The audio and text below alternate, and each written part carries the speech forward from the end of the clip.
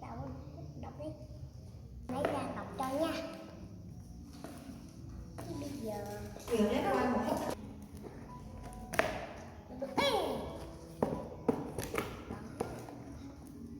từ từ anh xíu nữa.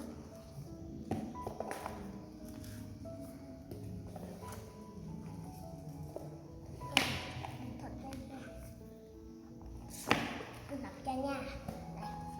Đây cái gì? Ủa, đọc đi. Ủa, đọc nè.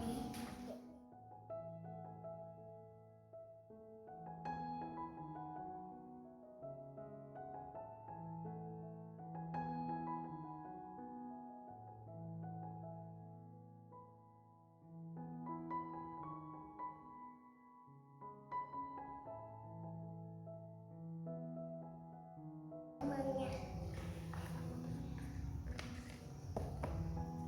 Xin anh đọc chuyện cho nghe nha. Từ từ anh đổi chuyện. Từ ra đó.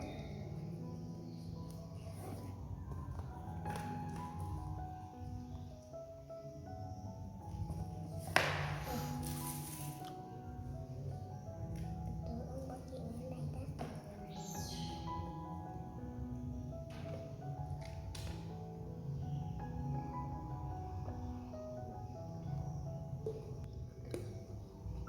Tôi đừng uống cái đường chấm cà được rồi. Chấm cà đừng chấm cà lắm. Ê, uống vậy thôi. Ê, uống vậy thôi. Ê, rồi. Uống hết chưa? Từ từ đứa xíu thôi, đứa xíu. Đó, đó. Không cần đứa sao nữa nào. Một uống quá. Đó, hết rồi. Hết rồi.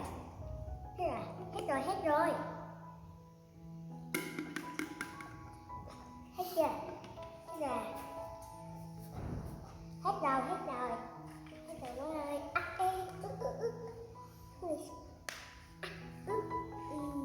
Quần anh.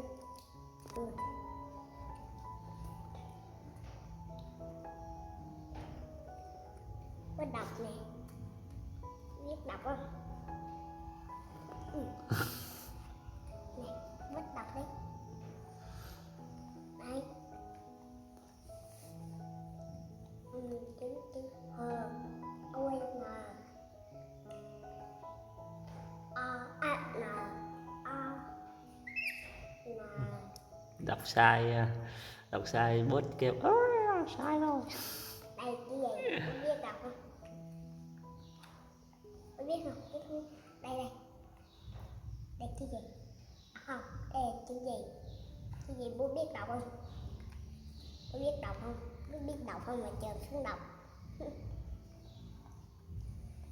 Mấy không biết đọc mà dành cho mọi người.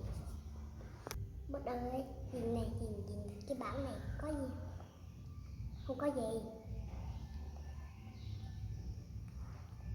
Cái đọc chữ gì?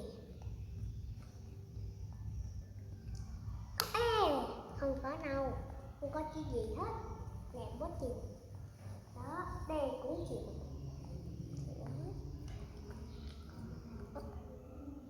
Bố chữ đọc không?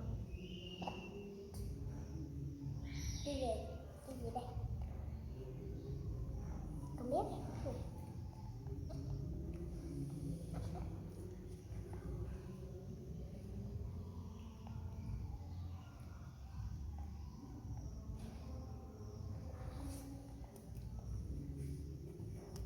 Bố đọc đi.